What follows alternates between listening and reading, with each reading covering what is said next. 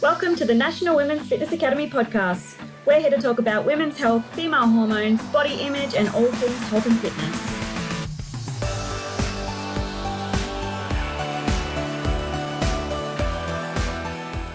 All right, welcome guys. Hi, this is Lauren Calvin here, back for a very special podcast episode with the beautiful Lola Qoro. So Lola, I met when we had our first Bali education last year, and we had such an amazing time. It was the best couple of weeks, and got to know a little bit about Lola. But I just wanted to jump on and chat to you more because I think you've got such an interesting story, and I think a lot of girls would benefit from hearing about your journey and in fitness and in life and IVF babies and pregnancy fitness and everything like that. If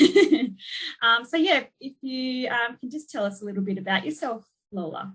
Oh, thank you for having me. So my name's Lola. I have two boys. I just had my boy, he's 7 weeks yesterday actually. I did my Cert 3 in fitness in Bali, and then I'm doing my Cert 4 now. Why did you want to study fitness? Like, did your fitness journey start before that, or have you always been into health and fitness, or was there a time in your life where you decided that you really needed to or wanted to pursue it? So I've always been into fitness, like in high school and stuff. I've always been athletic. And then coming out of high school, I kind of stopped with the fitness and then picked it up again.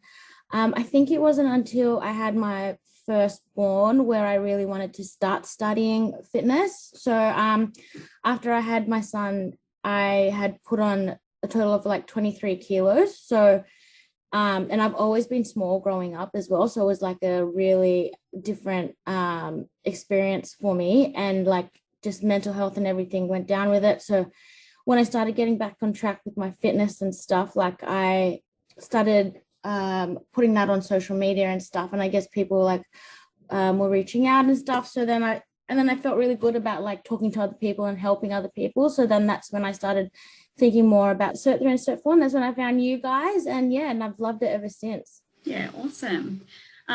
So tell us a little bit about your IVF journey. It's so interesting. So your first baby and your second baby are beautiful IVF babies. So I think it was 2018 or 2019, my partner and I decided that we were ready to have kids, and I was on contraception. So then we stopped that and we started trying, and then it wasn't going anywhere. So I was like, I'll just get a checkup, see what's going on. So I come from a big family, big islander Fijian family. So infertility was never a thought in my mind. And when I had gone and got my checkup done, they did some tests and then found that I had a blockage in one, and I actually ended up having an ectopic pregnancy. So they had to take that tube out. Oh, wow. And then when they did further tests, they found that the other tube had blockage in there too. So they had to take that out. So the only way I could have babies was through IVF. So it pretty much was like a roller coaster, and it all happened really fast, like from the results straight into treatment and stuff, surgery. And then emotionally it was a shock because coming from a big family, infertility has never been a problem in our family. So my son now is actually a grandchild number 32. So oh wow. Nice. So I come from a big family. It was never really a problem or a thought. And then for it to happen to me, it was like what is going on and stuff. So it must have been did you feel like a sense of failure at all or anything like that, or were you supported? Or I felt all of it. I just felt like why me? Like why? Like I come from a big family, like why did it have to happen to me, sort of thing. And also I think in my culture it wasn't really openly discussed as well. So then I ended up opening an Instagram page called the Fijian Infertility Warrior. Wow. And that opened up so much more conversation in our community and stuff, and it shouldn't be a thing that's taboo to talk about. I reckon, like I think we need to speak about it more and more, and the more I spoke openly about it, the more I realized that it's actually a thing in our community. And more people are going down the IVF route of having children. So I'm very blessed that I've had 2 successful IVF transfers. So yeah, so we've got 2 more embryos in the bank. So we'll see how we go. Oh, wow. That's so exciting. So, you're saying infertility wasn't really spoken about, but then you found out were there quite a few women that had infertility issues, but did they end up going through IVF, or did they end up not having children and then not talking about it, or? So I think a few of them ended up going to get checked up. Because they were like, they've been trying, but they haven't been going to check up. And I always say, I was like, the best thing you could do for yourself is to go and get a general health check and just see that everything's fine. Because the earlier that you detect something, the better the treatment would be. I'd say and some of them have, I know 2 of them that went and in the UK, I think it was one of them went through IVF, I think it was, and they've had a boy. Nice. So I think I've heard a lot of stories that some of them haven't come back directly to me, but to a few of my other friends, and said because of her story and stuff, like they ended up going to seek for further information and stuff and get more treatment, and some were successful. So I'm glad that it's so cool. Opened that up. That's awesome that by having that open conversation, you've helped people. Do you think that the menstrual cycle and sex education was lacking in your community as well? Yeah, definitely. I think it is globally anyway, but is that something that you're sort of opening up as well, talking about more, or? I think I was more, I spoke more on fertility and stuff like that, not more on sex. I don't think it's they're not ready for that yet. Probably not. Tell me about so you get the treatment, hormone treatment and things like that, and then they extract your egg and create the embryos. It's such a cool process. And do they implant it at a certain stage of growth? Do you know much about that? So I had to take a needle every day from when I had my first period, and that's just to help the eggs grow. Yeah. And then I think it's on day 10 or something, you take a trigger shot, and then they you do an ultrasound to see how big your eggs are and the follicles, and if there are eggs in there and stuff. Then they do the day surgery, where they extract the eggs, the follicles, and then they'll see how many good eggs you have, I guess, the sizing and stuff. And then it goes through that whole process of becoming an embryo. And then, so I had a fresh transfer from my first treatment. So I had 4 successful embryos. So we had 1 transfer, and then they froze 3. So then they did the transfer. So you take a peel and stuff to help the the uterine lining thicken, so that the embryo could attach to that and hatch. I feel like I've gone on, but and then I had a frozen transfer. But I just think it was all amazing. It was just at our first IVF treatment, it wasn't successful. But I guess because I didn't have much education on it, so it's so confusing. I was super stressed, what's happening next.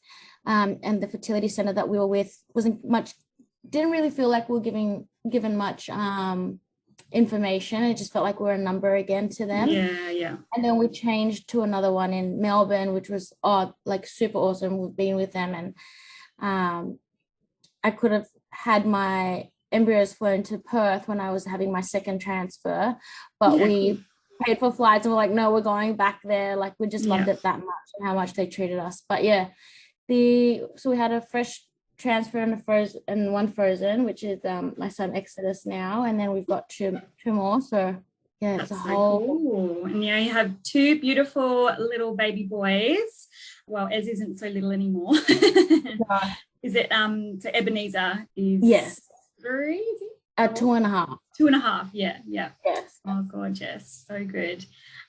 So tell us a little bit about your pregnancy. Were you exercising in your first pregnancy as well? No, so my first pregnancy, I really, so it was COVID, that's when Yeah. COVID happened. So we all went into lockdown in Melbourne, and I was just like so comfortable, Uber Eats every day. And I had that mindset of like, I'm feeding for two, so it doesn't matter. Like, I feel that, girl. I did that too.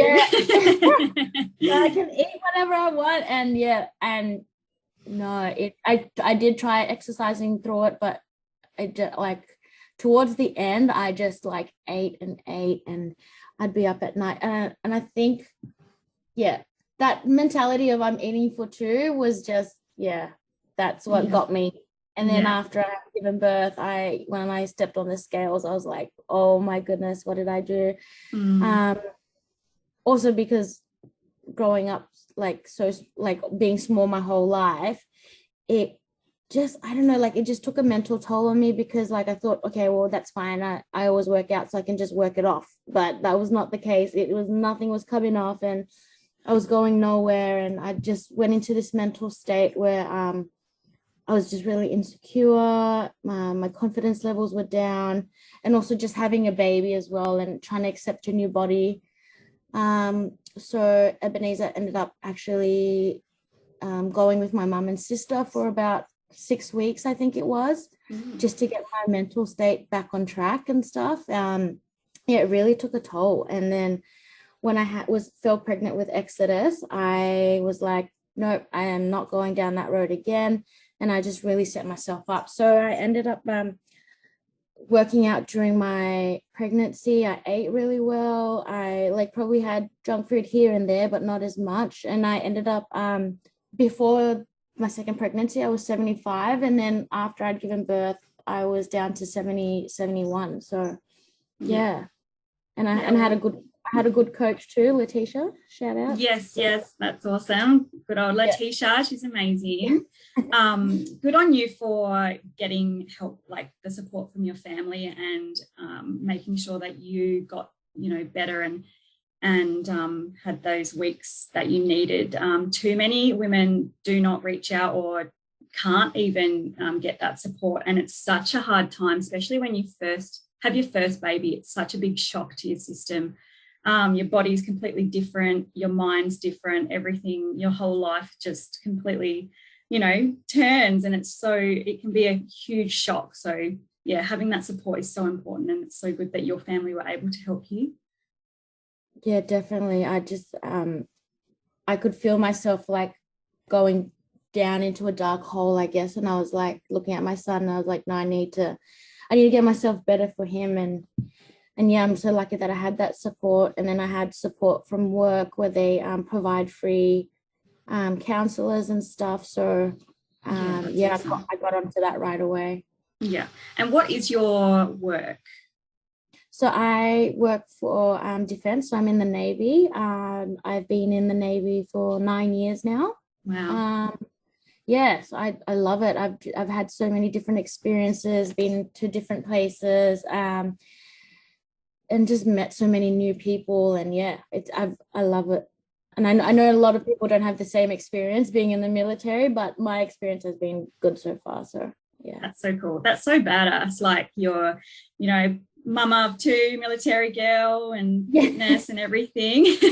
Is your job like quite physical, or is it more like No, so I do more admin role stuff. But I guess I'm lucky with my job too, because it's mandatory to keep up with fitness and that. So during work hours, I get to have gym time and stuff. That's awesome. Yeah. So there's a lot of benefits to it, and it just goes hand in hand with my fitness lifestyle as well. So yeah, that's awesome. It's good that they look after you. And so with your exercise and health during your second pregnancy, did you have any complications, or were you like able to exercise, like you were cleared to exercise and everything like that, all good, or did you have to stop it all? So I did end up getting sciatica towards the end of it. Yeah. But I wasn't going to let that stop me. So I started seeing a physio who really helped me a lot. And then with the training program that I got, we were able to like just adjust here and there. But I guess like, no, I didn't have really stopped me from doing anything. Like I was still running during my pregnancy, I was still doing weights training. I did walks every day. The walks really helped a lot. And they say that if you were doing these exercises beforehand, it's safe to do them during pregnancy. Yeah, so absolutely. the running. Yeah. And I used to actually hate running, and I can't believe that I do it now, because I think I was traumatized from when I first joined the Navy, because they make you do so much running. So I stopped doing it for a while, and then I picked it up before pregnancy, and then now I love doing it. Oh, that's so good that you found the joy back in running, because it's a good thing to like. I don't personally like it, but it does give you a good feeling afterwards. So I guess it's one of those things that would grow on you as well. And so when you were working out and stuff like that, were there any what kind of things did you do? What exercises? Like, what was your main go-to stuff? So every day I would do a 45-minute outdoor walk. And then in the afternoons I would do weights training in the gym. And then probably once a week or once every 2 weeks, I'd do a 5K run. Like, it was a bit of a challenge that I'd given myself. Wow. To do. Actually, not once a week. That's a lie. Probably once every 2 weeks or once every 3 weeks. But yeah, and then the weights training I was doing was just like the hack squats, a lot of dumbbell stuff, and a lot on the machines as well. Cool. But yeah, I loved it. I felt so good after. And then after having him, I was kind of like worried about my body again and body image and stuff. But I was just feeling so much more confident compared to when I had my first pregnancy. It just really helped me a lot in that space. Yeah, definitely. It's so good to be able to keep up your fitness, and then you have a quicker recovery, and you're able to get your strength back quicker and energy and everything like that. And just having that routine as well helps.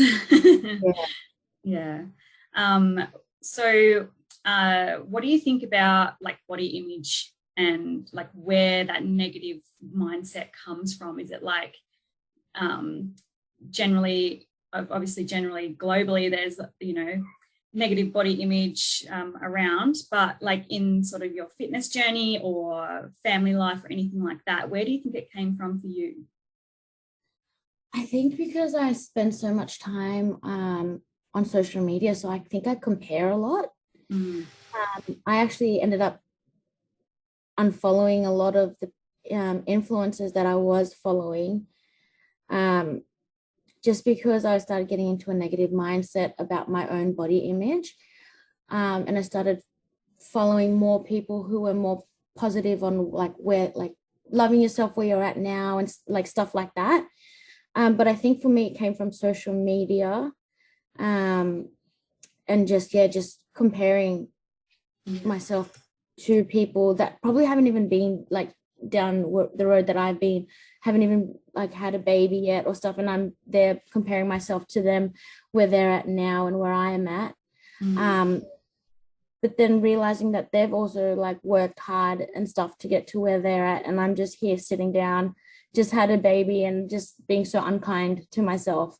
So good on you for doing that. And it is so good for your mental health to have a social media detox and cleanse, like filter out who you're like looking at, because even if you don't think you're comparing yourself or it's going to affect you, subconsciously your brain is going to be taking in that information, looking at those bodies, looking how happy they are and posing and all that stuff, and it's going to think, oh, that's what happiness is, when that's definitely not what it is.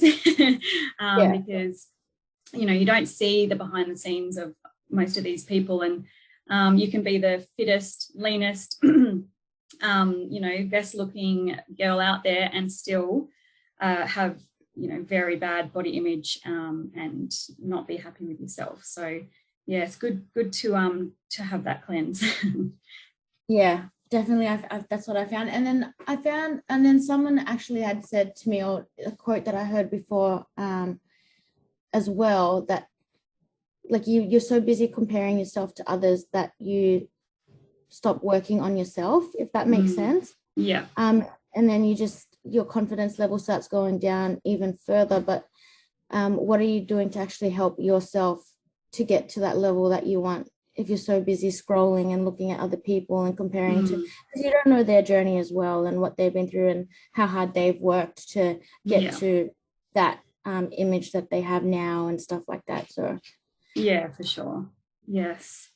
So yeah, just quickly about Bali. What did you think of our Bali education? oh my God, I absolutely loved it. And just meeting new people with the same mindset as well. And seeing where they're at now, like after being on the trip and stuff. I am excited because I saw that you guys are doing Thailand next year. Yes. So, like telling my husband, I was like, I'm going, so we need to figure out what we're going to do with the kids and stuff. Yes, hell yes. No, I absolutely loved it. I think it's such an awesome thing, and I've told my sister-in-law about it, that she should come with me next year. I've told others, and then shared your guys' Instagram page to them and stuff, because I just think it was so cool just to be there with a group of women who loved fitness, but it wasn't so strict, like where it was just fitness. Like we also got to do other activities and that, and socializing. I can't say it enough. I loved it. Yeah, thank you. Yeah, I love how everyone's so different, but we all have that common interests, and like you might know these people from social media, but then when you get to know them, it's like, such a cool experience to get to know everyone and where they're from and their story, and you realize that it's great to make all these friends that you probably wouldn't have made otherwise. Like, definitely. Yeah. Yes. I was also going to ask you, I saw on one of your posts that that you said, for anyone wondering if I went into early labor because of exercise, it wasn't. Did you get comments about it, or was it just something that you thought maybe people thought? My mum, she's like, you need to stop training, this and that, like you need to just relax, stay home, blah blah. And I was like, oh, I guess because she was brought up in Fiji as well, where when you're pregnant you gotta just like chill, relax, don't be stressed, just stay home. And then even when after you give birth, like you're not supposed to move or anything. And I get all of that, I get it. But there's new studies now and stuff that show that there is benefits to exercising during pregnancy and stuff. But no, I actually had my appointment last week with my obstetrician. So I did go into labor 6 weeks early. They sent my placenta off to check what had happened. So I actually had there was a small break in my placenta, he said, and one of the blood vessels hadn't formed properly. So I asked him, is it because of my training? Because he knew how hard I was training as well. And he said, definitely not. It happens when the placenta is forming between the week 6 and week 10. So it's just something that happened. And for you to go into labor 6 weeks early was probably the safest thing to do as well, because if I was to go to full term, like we have no idea what would have happened. Absolutely. So well, that's good to hear it from them, confirming that, so you can tell people to bugger off. And I even had like my aunties messaging like, oh, be careful, like you need to be resting and stuff like that. So, and totally get their concerns and like wanting to, make sure that you're protected and things like that. But I guess for people that don't exercise or aren't educated on pregnancy exercise, they don't realize that it is so good for you, and also your mental health as well. Like you'll be less stressed if you can exercise. Your heart will be healthier, your muscles and bones will be healthier. So it's important to make sure you keep doing that and educating everyone as well. So good work. Well, that's all my questions. Did you have anything else that you wanted to talk about or say? Oh, thank you for having me. And I just think this space that you guys have created is just awesome for and it's not just for like one particular like type of women, it's like for all different genres of like women. I don't know if I said that right, but every different type of women, and it's just so relatable. And like, I just love this space that you guys have created, and and I'm so happy to be a part of it. And thank you for having me on today. Thank you so much for chatting to me and all your kind words. Appreciate it, because that's exactly what we want to be, is for all women, and make sure that everyone feels included and seen. It's really important. So love that. Well, I'll let you get back to you two beautiful boys. And thank you so much, and I'll see you in Thailand.